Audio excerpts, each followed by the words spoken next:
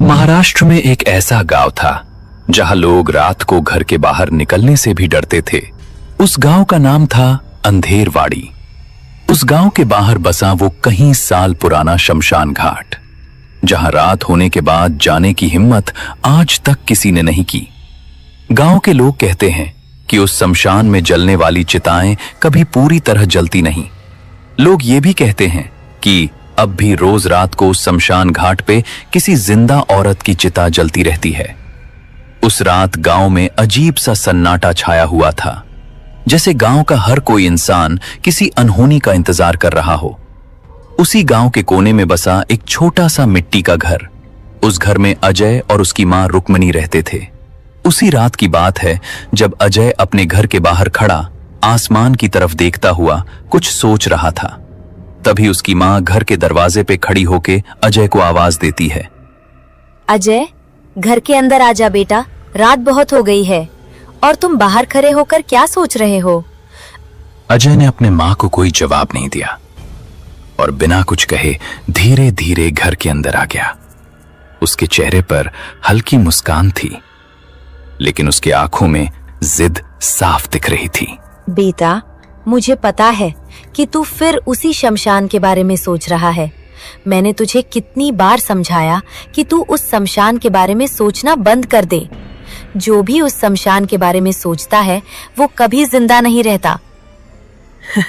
माँ, तुम भी ना गांव वालों की बातों में आ जाती हो। वहाँ कुछ नहीं है, वहाँ सिर्फ मरे हुए लोगों की चिता जलती है। बेटा, तुझे ये बातें कहानियों की तरह लगती होगी, लेकिन ये बातें सच है।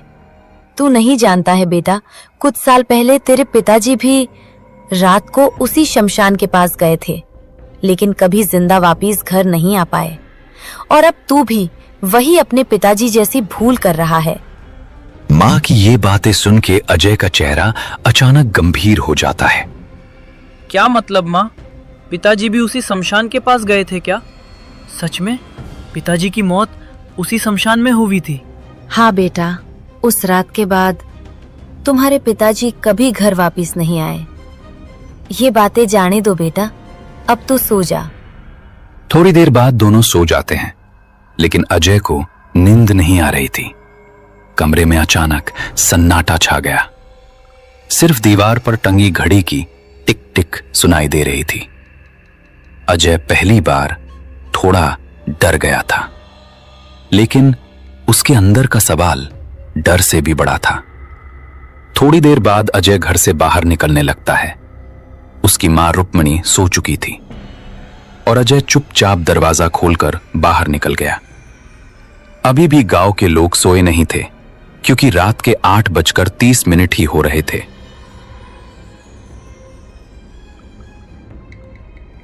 अजय गांव के गलियों से उस शमशान की तरफ बढ़ रहा था। जाते जाते रास्ते में अजय को अंधेरे में उसे उसका दोस्त आदित्य मिला। अजय, रुक जा। मुझे पता था कि तू आज हमारे गांव के शमशान जाएगा, इसीलिए मैं तुम्हारा यहां इंतजार कर रहा था। मैं तुझे अकेला नहीं छोड़ सकता। चल, मैं भी तेरे साथ शमशान चलता हूं। तू मेरे साथ मत आ, मैं अकेला ही उस शमशान घाट के तरफ जाऊंगा। एक बात और, शमशान का रास्ता बहुत ही खतरनाक है। तू घर वापस चला जा। अगर सरस्वती काकी को पता चला कि तू मेरे साथ उस शमशान में गया है, तो सरस्वती काकी मुझ पर बहुत गुस्सा करेंगी। इसलिए बोलता हूँ कि तू अभी घर वापस चला जा। अरे अजय, तुम उसकी टेंशन मत लो। मैं अभी घर से आया हूँ। माँ गैरीनिम 2 में सो रही हैं, उन्हें कुछ पता नहीं चलेगा। और तू मेरा दोस्त है, तुझे मैं अकेले इस मुसीबत में कैसे जाने दूं? चल, मैं भी तेरे साथ शमशान में चलता हूं। आदित्य की ये बात सुन के दोनों दोस्त धीरे धीरे चलते हुए गांव के चौपाल के पास पहुंचे।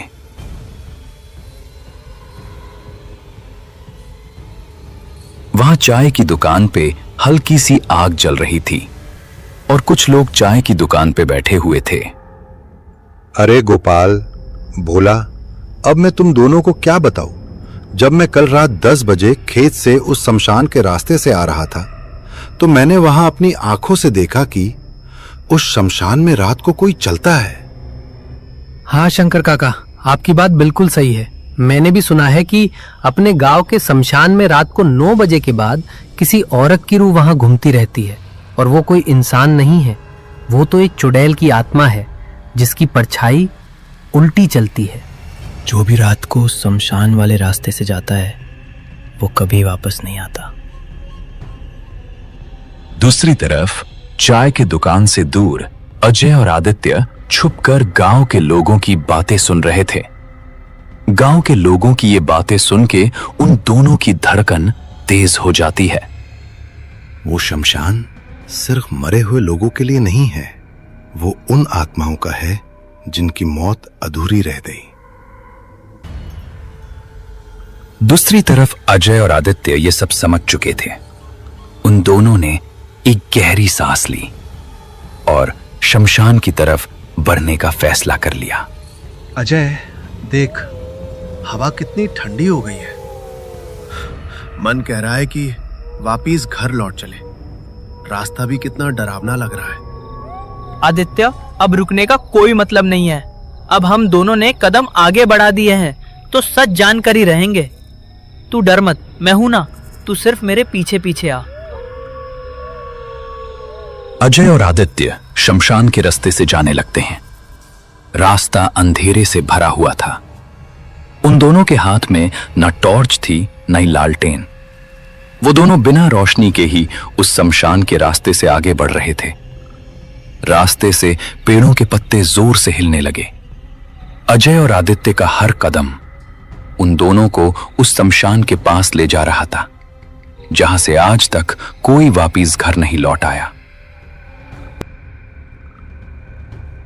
जैसे ही अजय और आदित्य ने शमशान की सीमा में कदम रखा, तभी उनको पीछे से एक आवाज सुनाई दी। आ जाओ मेरे मेहमानों, आ जाओ।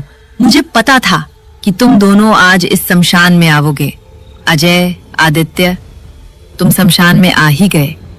ये आवाज सुन के अजय और आदित्य धीरे धीरे पीछे मुड़े, लेकिन पीछे कोई नहीं था। उनके पीछे से आई वो आवाज उनके कानों में अभी भी गूंज रही थी। अजय, वो किसकी आवाज थी? उसने तो हमारा नाम लिया। इसे कैसे पता कि हम यहाँ आने वाले हैं? अजय, जल्दी यहाँ से भाग। मुझे यहाँ कुछ ठीक नहीं लग रहा है।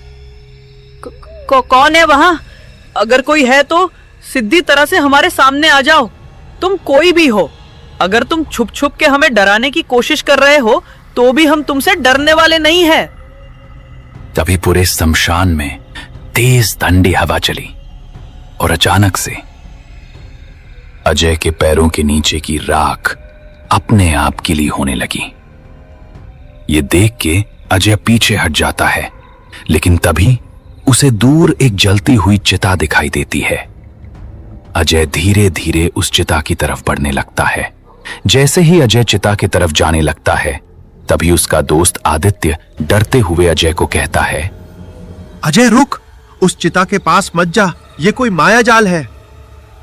लेकिन आदित्य, ये चिता कैसे जल रही है? कुछ समय पहले तो यहाँ कोई भी चिता नहीं जल रही थी, तो अब यहाँ ये चिता कैसे जल रही है? क्या हमने यहाँ आके कोई गलती तो नहीं कर दी? लेकिन अजय ने हार नहीं मानी। वो अकेला ही उस जलती हुई चिता के पास जाने लगता है। जैसे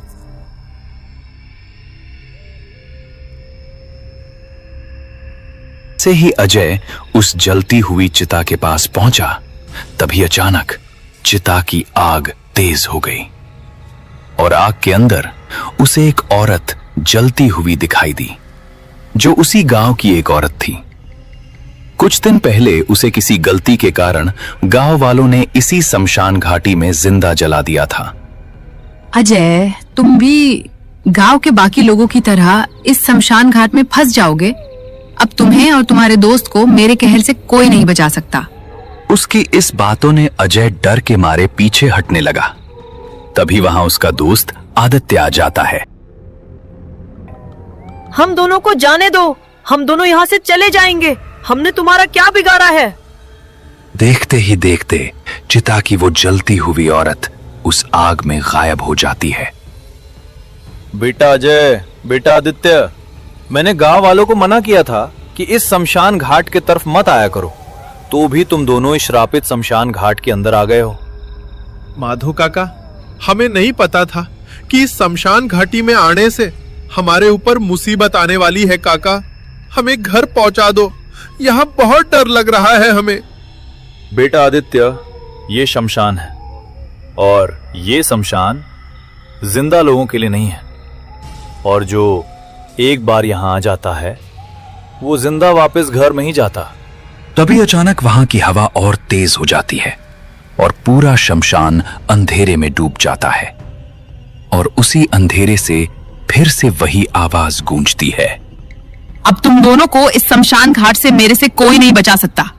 अब तुम दोनों कहीं नहीं जा सकते। अब तुम दोनों हमेशा के लिए इसी शमशान घाट का हिस्सा बनकर रह जाओगे। इतना बोल के वो चिता वाली औरत अजय, आदित्य और माधव काका के सामने खौफनाक चुड़ैल बन के खड़ी हो जाती है। उसके दांत बड़े बड़े थे। अब तुम दोनों यहाँ से नहीं भाग सकते। ये मेरा इलाका है। अब तुम दोनों को मुझसे कोई नहीं बचा सकता। माधव काका, ये सब क्या है? और ये कौन है? और ये औरत हम दोनों को क्यों मारना चाहती है? बेटा अजय, ये इस शमशान की अधूरी आत्मा है जिसे गांव वालों ने कुछ दिन पहले जिंदा जला दिया था। ये गांव वालों से बदला लेना चाहती है, और तुम दोनों इसी गांव के हो, इसीलिए ये तुम दोनों के पीछे पड़ चुकी है। चुड़ैल धीरे धीरे अजय और आदित्य की तरफ बढ़ने लगती है, लेकिन तभी माधव काका अचानक आगे बढ़ते हैं। रुक जा चुड़ैल, आज तक तुमको मैंने इस गांव के लोगों को मारने में मदद की, लेकिन आज इस दोनों बच्चों को मैं तुझे मारने नहीं दूंगा। माधव काका, आप भी इस चुड़ैल के साथ हो? बेटा अजय, अगर मैं इस चुड़ैल की मदद नहीं करता तो ये मेरे पत्नी और बेटे को मार देती। इसीलिए मैं आज तक इस चुड़ैल की गांव के लोगों को मारने में मदद कर रहा था। माधव काका की ये रहस्यमयी बातें सुन के अजय और आदित्य को अब कुछ अजीब लगने लगा था। बेटा अजय, कुछ दिन पहले जिस औरत को इस शमशान के चिता में जलाया था वो यही औरत थी।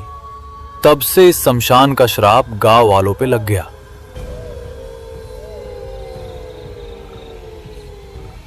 दूसरी तरफ आदित्य की मां सरस्वती गांव के सुनसान गलियों में अपने बेटे आदित्य को ढूंढने निकल पड़ती हैं। रात के ठीक 10 बज रहे थे। पूरा अंधेरवारी गांव गहरी नींद में सोया हुआ था। सन्नाटा इतना गहरा था कि हवा की सरसराहट भी डरा रही थी। उसे आदित्य कहीं नहीं मिला। वो तेज कदमों से गांव के सुनसान रास्ते से होती हुई रुक्मिणी के घर के दरवाजे पे पहुंची।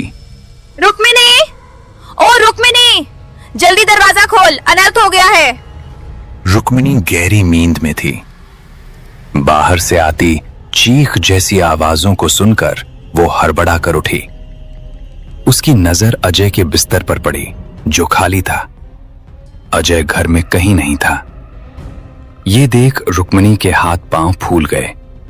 वो कांपते हाथों से दरवाजा खोलने दौड़ी।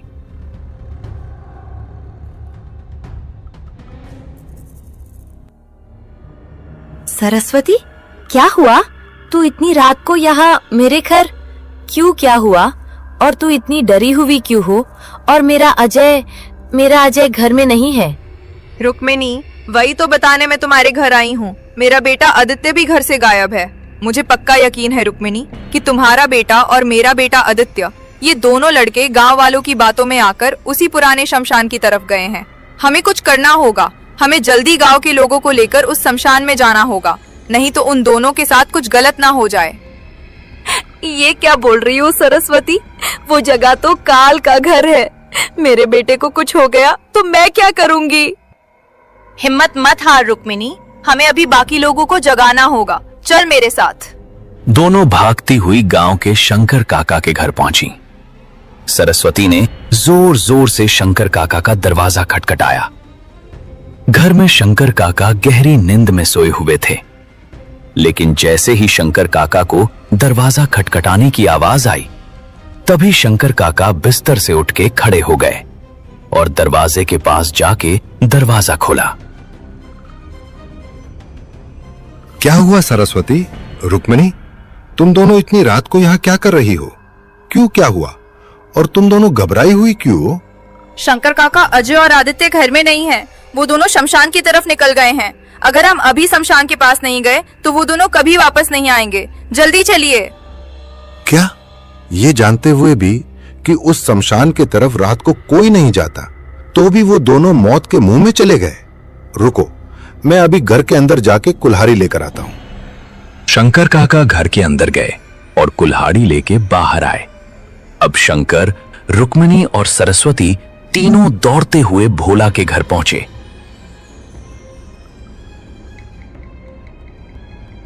भोला को बात समझते देर नहीं लगी। इसके बाद सभी मिलकर गोपाल के घर गए। गांव के ये मुख्य लोग अब एक जगह जमा थे।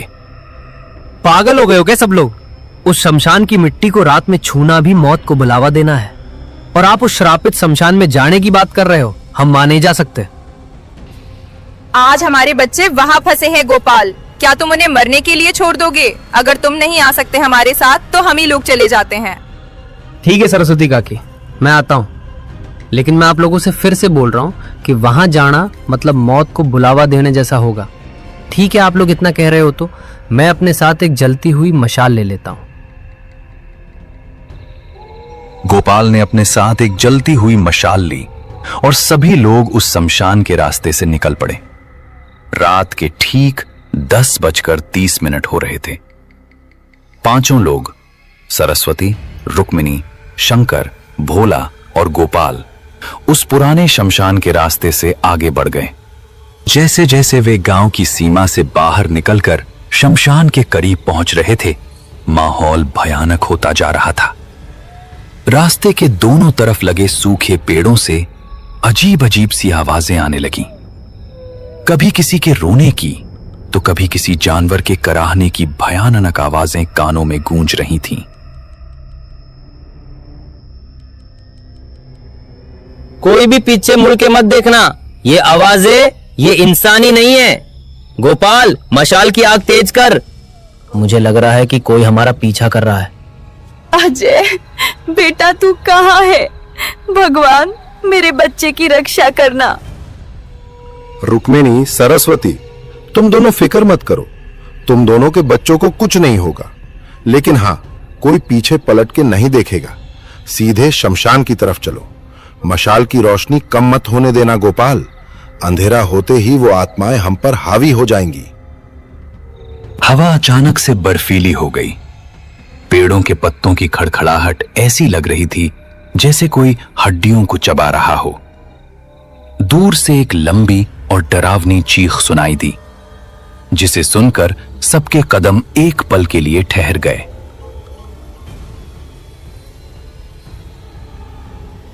जैसे ही गांव वाले शमशान की सीमा के पास पहुंचे, मशाल की रोशनी में उन्हें दूर से धुंधली आकृतियां दिखाई दीं।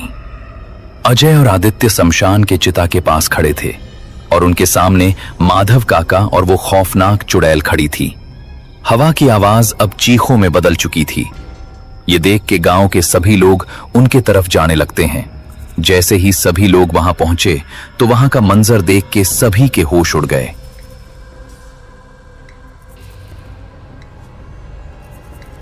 बेटा, तुम इस शमशान में क्यों आए? मैंने तुमको मना किया था ना कि इस शमशान के तरफ मत आना, तो भी तुम इस शमशान में आ गए। और माधव काका, ये क्या? आपने भी इन बच्चों को समझाया नहीं? ये तो है ही ना समझ। बेटा आदित्य, तुम तो घर में सोए हुए थे, तो तुम अजय के साथ इस शमशान में क्या कर रहे हो? अच्छा हुआ कि तुम दोनों को कुछ नहीं हुआ। सरस्वती, रुक्मिणी, तुम दोनों घबराओ मत। तुम्हारे बच्चों को कुछ नहीं हुआ। मैंने ही इन दोनों को अब तक बचा के रखा है।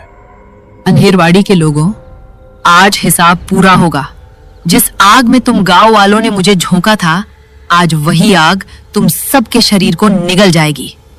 गोपाल, मशाल को उस पुरानी चिता पर फेंक दे। वही इसकी शक्ति का केंद्र है। गोपाल, जल्दी मशाल लेके उस चिता के पास जा और उस मशाल से उस चिता को आग लगा दे। तभी ये चुड़ैल खत्म होगी। माधव काका की ये बात सुन के गोपाल मशाल लेके उस चिता के पास जाने लगता है। शमशान में कोहराम मच गया।